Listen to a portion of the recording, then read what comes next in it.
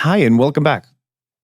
In this second video, I will be looking into the second use case of how I use ASAP Loop with different instruments in my creative process. For those that don't know what ASAP Loop is, there's an introductory video link that I have posted below, as well as a download link for the Max for Live device. Check the description. For the second use case, I'll demonstrate how ASAP Loop can harness the potential of generative plugins like randomizers, pitch quantizers, etc.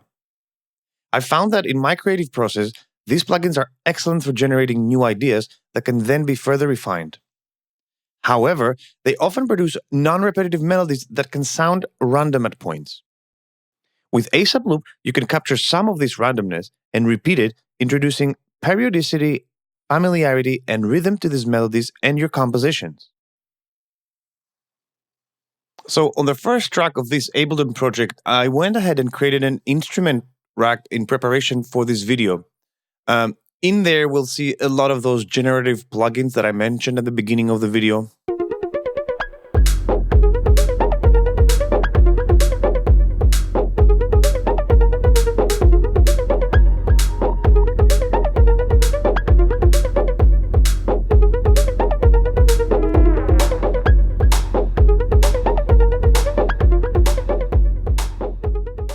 If I were to play this, we're going to hear some lovely results from the get-go.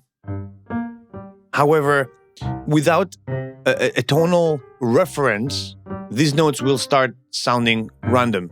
And that's where the ASAP Loop comes in handy, because I've introduced it at the end of our chain so that I can start capturing phrases from this generative process.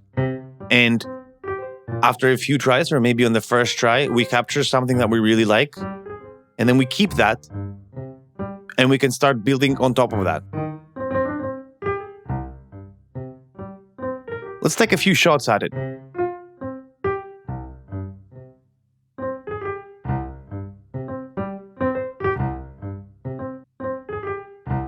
So now we're listening to the loop, and I'm actually pretty happy about how this sounds. Now, while we're listening to the loop, I can go ahead, first of all, and trigger the same chord, but 2 octaves higher,